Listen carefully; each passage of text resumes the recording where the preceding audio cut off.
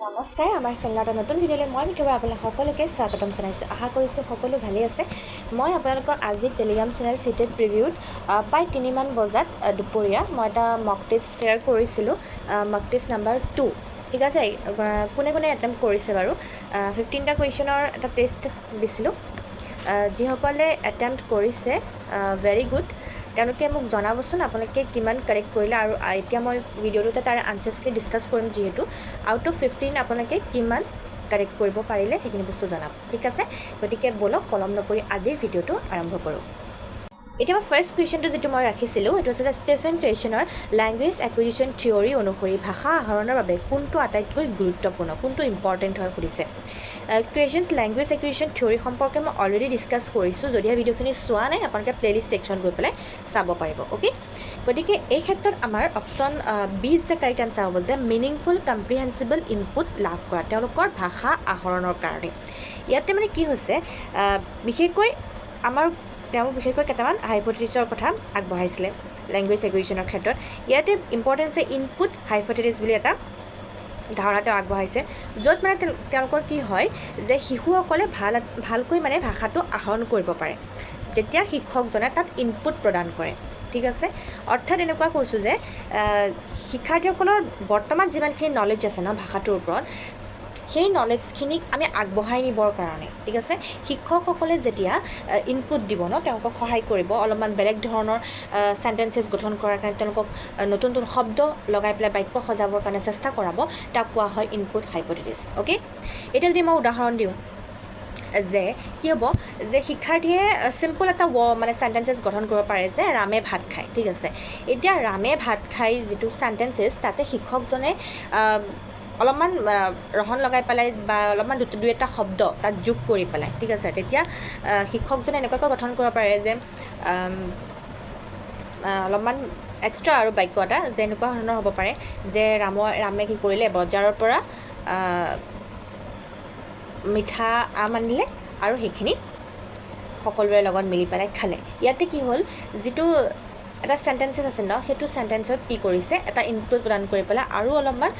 জটিল এটা বাক্য সজাৰ কাৰণে শিক্ষাৰ্থীসকলক প্ৰস্তুত কৰাইছে ঠিক আছে আৰু তাক কোৱা হয় ইনপুট হাইপথেচিছ আৰু এই ইনপুট হাইপথেচিছৰ কাৰণে কি হয় শিক্ষাৰ্থীসকলে ভাষাটো আহৰণ কৰাৰ বাবে নতুন নতুন শব্দ শিকিব পাৰে নতুন নতুন শব্দ আহৰণ কৰিব পাৰে অৰ্থাৎ ভাষাটোৰ ক্ষেত্ৰত তেওঁলোকৰ নলেজখিনি গেইন কৰিব পাৰে ওকে ইয়াতে option B is the correct answer হ'ব ওকে এতিয়া নেক্সট কুৱেশ্যনটো কি কৈছে যে ভাষা শিক্ষণৰ কনষ্ট্ৰাকটিভিষ্ট দৃষ্টিভংগী অনুসৰি শিক্ষকে কি ভূমিকা পালন কৰিব লাগে এটা শিক্ষক জানে কনষ্ট্ৰাকটিভিষ্ট দৃষ্টিভংগী মানে যে শিক্ষাৰ্থীসকলক নিজে অভিজ্ঞতা লাভ কৰি জ্ঞান গঠন কৰাৰ কাৰণে আমি কি কৰিব লাগে উৎসাহ প্ৰদান কৰিব লাগে ওকে অৰ্থাৎ তেওঁলোকক কাৰ্যকলাপত নিজে ইনভলভ কৰাব লাগে তেওঁলোকে নিজে ইনভলভ থাকিব লাগে নিজে হাতে কামে কৰি পেলাই জ্ঞান গঠন কৰিবৰ কাৰণে আমি সদায় এনকাৰেজ কৰিব লাগে এই ক্ষেত্ৰত শিক্ষকজনে কি কৰিব লাগে ফেচিলিটেটিভ গাইড হিচাপে অৰ্থাৎ পথ প্ৰদৰ্শক হিচাপে কাম কৰিব লাগে ওকে অৰ্থাৎ তেওঁলোকৰ কেনেকৈ কাৰ্যটো কৰিব লাগে এই ক্ষেত্ৰত পথটো প্ৰদৰ্শক হিচাপে কাম কৰিব লাগে কিন্তু কামখিনি কোনে কৰিব শিক্ষাৰ্থীসকলক নিজেই কৰাবৰ কাৰণে আমি উৎসাহ দিব লাগে অৰ্থাৎ তেওঁলোকে নিজে ইনভলভ থাকিব ইয়াতে option C is the correct answer third number কুৱেশ্যনটো কি কৈছে যে লিচনিং স্কিল মূল্যায়নৰ বাবে কোনটো কাৰ্যকলাপ অধিক উপযুক্ত অৰ্থাৎ তেওঁলোকৰ শ্ৰৱণ কৌশলটো আমি কি কৰিব বিচাৰিছোঁ মূল্যায়ন কৰিব বিচাৰিছোঁ এই ক্ষেত্ৰত আমি কি কৰিব পাৰোঁ option B is the correct answer গল্প শুনি প্ৰশ্নৰ উত্তৰ দিয়া অৰ্থাৎ আমি কি কৰিব পাৰোঁ শিক্ষকজনে এটা গল্প তেওঁলোকৰ আগত পঢ়ি পেলাই শুনালে ঠিক আছে শিক্ষাৰ্থীসকলে খুব মনোযোগেৰে শুনিলে তাৰ পাছত সেই গল্পটোৰ ৰিলেটেড আমি 2-3টা কুৱেশ্যন সুধিব পাৰোঁ এতিয়া শিক্ষাৰ্থীসকলে যদি ভালকৈ শুনিছে শুনি পেলাই শ্ৰৱণ কৰি যদি বুজিব পাৰিছে তেতিয়াহে তেওঁলোকে আনচাৰ কৰিব পাৰিব ন গতিকে আমি তেওঁলোকৰ কি কৰিব পাৰিম যে লিচনিং স্কিলটো মূল্যায়ন কৰি চাব পাৰিম okay so' option B is the correct answer question number 4 কি কৈছে যে শিশুৱে ভাষা আহৰণ কৰি নিজৰ চিন্তা সংগঠিত কৰে এই কাৰ্যটোক ভাষাৰ কোনটো ফাংচন বোলা হয় যেতিয়া আমাৰ চিন্তাৰ কথা আহে অৰ্থাৎ থিংকিং তেতিয়া আমাৰ কগনিটিভ ফাংচনটো আহি যায় ঠিক আছে অৰ্থাৎ জ্ঞানগত দিশটো আহি যায় আমি কেনেকৈ চিন্তা কৰিব পাৰোঁ আমি ব্ৰেইনত চিন্তা কৰোঁ ন কেনেকৈ কি কৰিম সেইখিনি বস্তু আমি জ্ঞান যদি নলেজ ল'ব লগা হয় তেতিয়া আমি ব্ৰেইনে সেইখিনি বস্তু চিন্তা কৰিম থিংকিং কৰিম ডিচিশ্যন ল'ম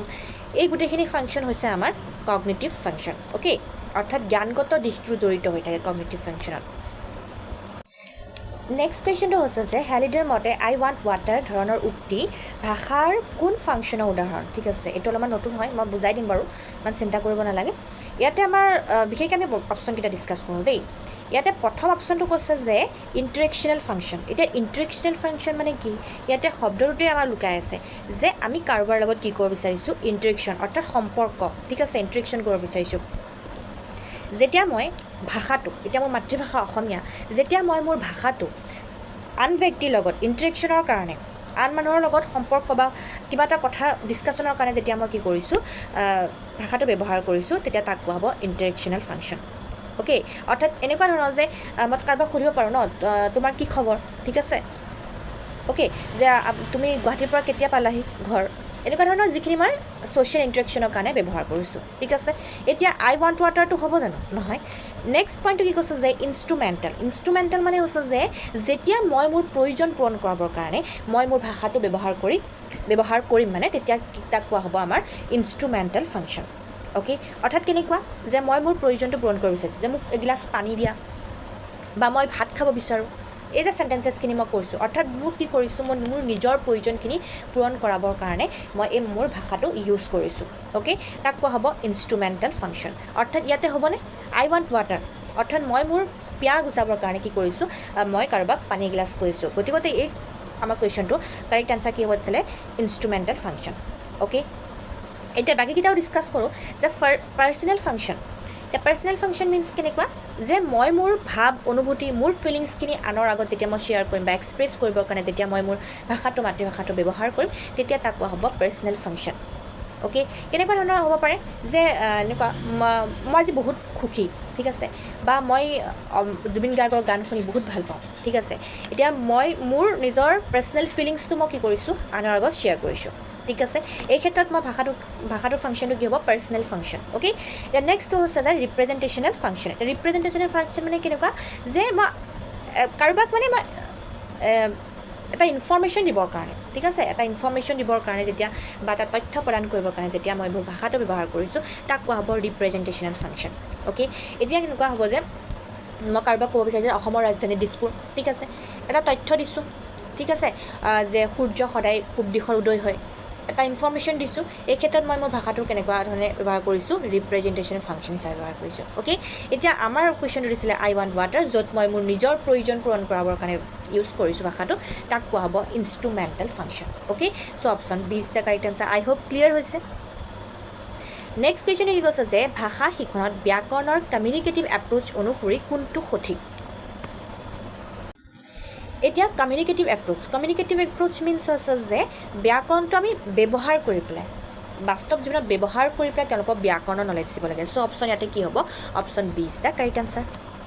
কুৱেশ্যন নম্বৰ 7 কি কৈছে যে বৈচিত্ৰ্যময় শ্ৰেণীকোঠাত অৰ্থাৎ ডাইভাৰ্ছ ক্লাছৰুম এটাত লেংগুৱেজ টিচাৰে কি কৰা উচিত, এজন ভাষাৰ শিক্ষকে কি কৰা উচিত? এতিয়া ডাইভাৰ্ছ ক্লাছৰুম,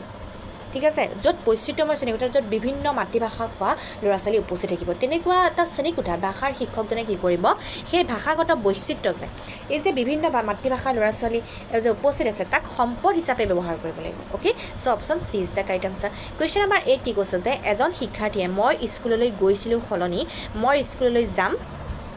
লিখিছে, এই কুটিটো অধিকাংশ ক্ষেত্ৰত কি সূচায়? এই ক্ষেত্ৰত কি হয়, বিশেষকৈ যদি পাষ্ট টেন্সত লিখিব থাকে, মই যদি অতীতৰ কিবা এটা ঘটনা লিখিব লাগে, তাক যদি মই প্ৰেজেণ্ট টেন্সত বা ভৱিষ্যতত লিখোঁ, সেইটো হৈছে আমাৰ লাৰ্ণিং এৰৰ ন। So' option A is the correct answer. Okay,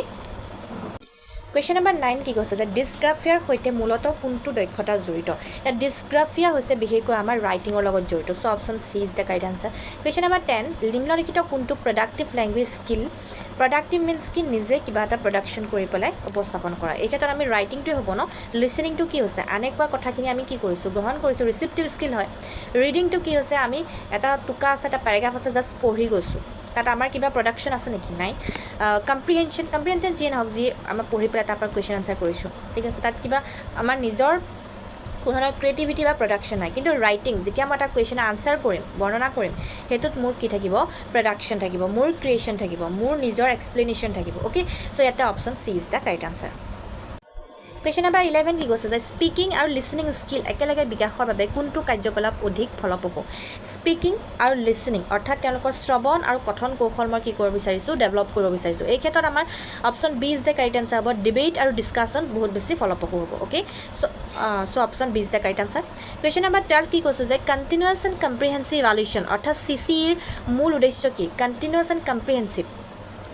ইয়াতে কি হয় শিক্ষাৰ্থীসকলৰ শিকন প্ৰক্ৰিয়াত অবিৰত উন্নতি সাধন কৰা অৰ্থাৎ তেওঁলোকক আমি কণ্টিনিউৱাছলি তেওঁলোকক কি কৰি থাকিব লাগিব মূল্যায়ন কৰি থাকিব তেওঁলোকৰ ভুল কুটিসমূহ আমি লগালগ তেওঁলোকৰখিনি বস্তু শুধৰাব লাগিব ইভালুৱেশ্যন কৰি চাব লাগিব এইটো হৈছে আমাৰ option C is the correct answer question number 13 language পৰ্টফলিঅ'ত কি অন্তৰ্ভুক্ত থাকিব পাৰে লেংগুৱেজ পৰ্টফলিঅ'ত বিশেষকৈ আমাৰ কি থাকিব যেটা ভাষাৰ কথা কৈছে গতিকে ভাষাগত নথিপত্ৰই থাকিব হয়নে ডাটাখিনিয়ে থাকিব যে শিক্ষাৰ্থীৰ বিভিন্ন ভাষাগত কাম আৰু অগ্ৰগতি নথিপত্ৰ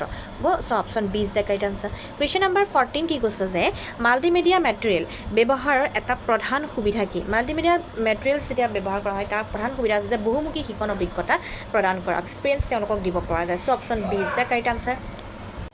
কুৱেশ্যন নম্বৰ 15 ৰেমেডিয়েল টিচিঙৰ ক্ষেত্ৰত ডায়েগনষ্টিক এছেছমেণ্টৰ উদ্দেশ্য কি ডায়েগনষ্টিক এছেছমেণ্টৰ উদ্দেশ্য কি ৰেমেডিয়েল টিচিং আমি অলৰেডি ডিছকাছ কৰিছোঁ কি হয় আপোনালোকে যদি চোৱা নাই আমাৰ চেনেলৰে প্লেলিষ্ট ছেকশ্যন গৈ চেক কৰি চাব পাৰিব ঠিক আছে